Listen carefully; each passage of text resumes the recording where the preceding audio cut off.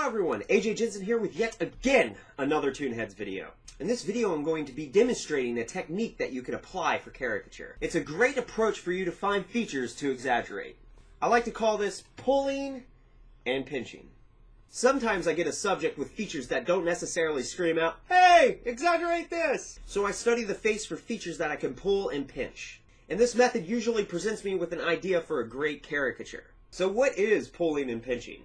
Pulling is the idea of extending or widening a feature/features to present exaggeration. And on the other hand, pinching is the idea of shrinking or tightening a feature/features to present exaggeration.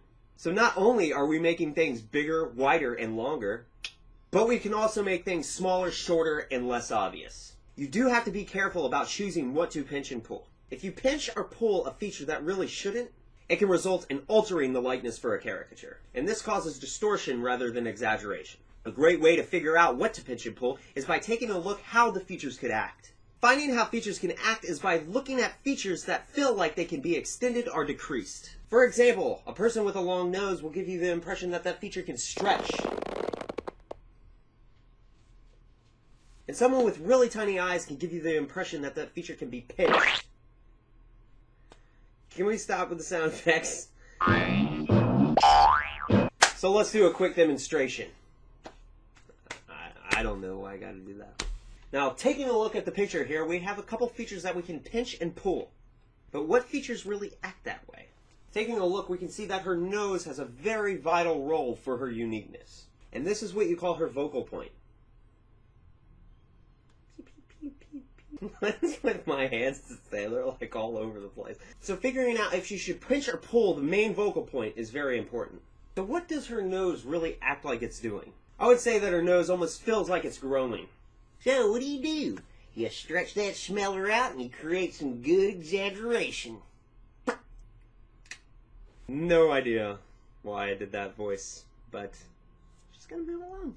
And another feature that we can really stretch is her eyes. Her eyes almost feel like they can expand out more. So expand those bad boys out and create some good exaggeration. And what about pinching? Well, taking a look at her mouth, you can tell that that feature isn't as critical as the other features that I mentioned earlier. Plus, it almost acts as if it can shrink more. Visualizing these ideas will give you a good concept on how you can draw her caricature. Like this one. I'm not saying one, I'm saying one. I never said one like that before. One.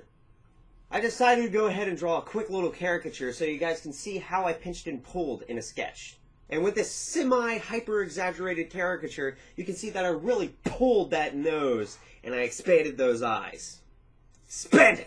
And with that pinched little myth, it really created something that was a little less obvious. And the great thing about all of this is even though I pinched and pulled certain features, I maintained a likeness, because I'm a champ. And if I were to pinch her eyes and nose smaller, then pull her mouth larger, this just would have created distortion, and leave the caricature with no likeness. So try to strategize what features you can actually pull and pinch, so you're left with a perfect execution on exaggeration. Alright, so now it's time for me to draw my subject for the Toonheads giveaway. Here's the subject that was kind enough to upload some pictures to the giveaway page. Remember, if you guys are interested in getting your very own free caricature, go ahead and follow the page on Facebook at www.facebook.com/TheToonheadsGiveaway. So, let's go ahead and pop on over to my drawing desk and get started on our new caricature. Alrighty, now I'm going to do a speed drawing of a caricature for the giveaway. This time I'm going to be drawing a caricature of a guy named Sean, and what a great face for caricature, plus a perfect face for demonstrating pinching and pulling. Now I got some questions from the last video and I want to go ahead and answer a few. This question was asked by Narrowmation, and he asks, is it difficult to transition from drawing caricatures from photos to a live subject? So, transitioning from photo-based caricatures to live-based caricatures is actually quite easy. For me personally, it's actually easier to draw someone that's right in front of me. Pictures are a little trickier. Pictures usually don't give you all the information you might desire for a caricature, but in a live setting, I could study the subject from any angle I wanted, and it would provide me any information I desired. The only problem with live caricature is dealing with actual people. You have to worry about conversating while you're drawing, getting some people to pay attention by not looking away from you or down at their phones, or hoping to God they don't punch you afterwards. So in a live setting, it's a little more intimidating. So to break it down, photo-based caricatures are a little bit harder to draw, but live caricatures are more intimidating. Okay, next question, and this is a good one. This question comes from G.L. Gary Feinstein? I hope I'm pronouncing that right. Anyways, they ask, AJ, did you major in art, and is it necessary to take a bunch of art classes if all you want to do is draw caricatures? The reason I ask this is I'm 54 years old, and is it too late in my life for me to draw caricatures to earn a little extra money? I would think drawing would be one of those things that you could do at any age. At 54, it would be unrealistic for me to think I could make a living at being a caricature artist. But doing it as a part-time gig for friends and family would be more realistic. What are your thoughts? And great channel. Yep, just give up. Okay, next question. I'm kidding, you guys. I'm kidding. Now for the schooling, I can tell you no. I didn't really get any personal training other than learning from friends or from the ISCA conventions, which is something all of you should look into. It's a blast. It's a huge blast. You can learn more about ISCA at www.caricatures.org. But art takes practice and a lot of patience with yourself. At 54 years old? That's not that old. You're still kicking, brother. And if you want to do that, do it.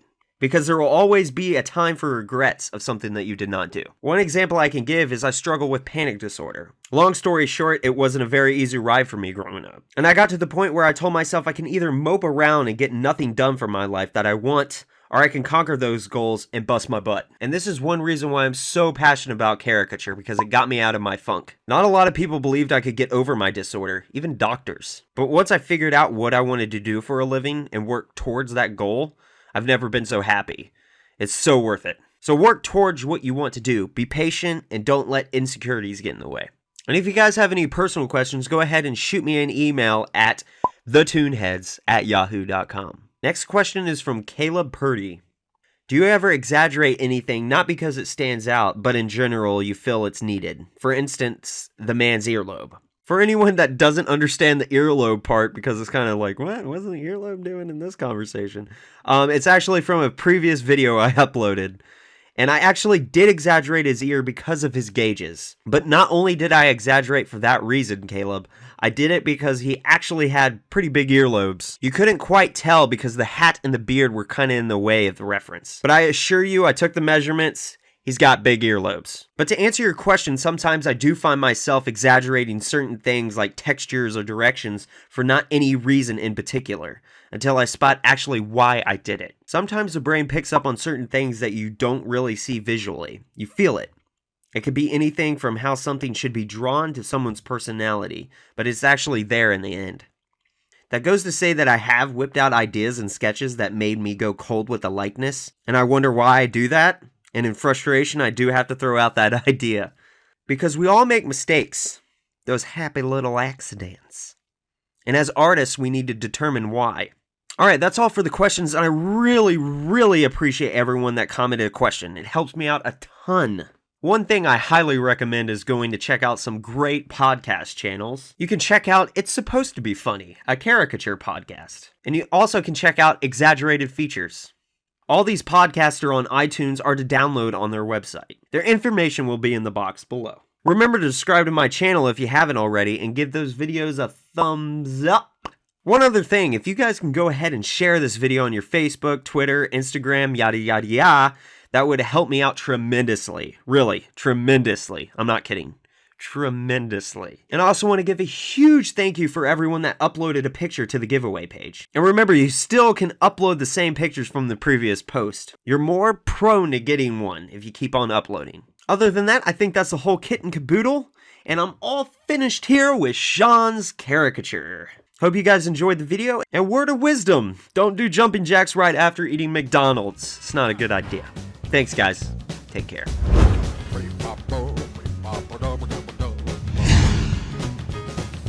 Whoa.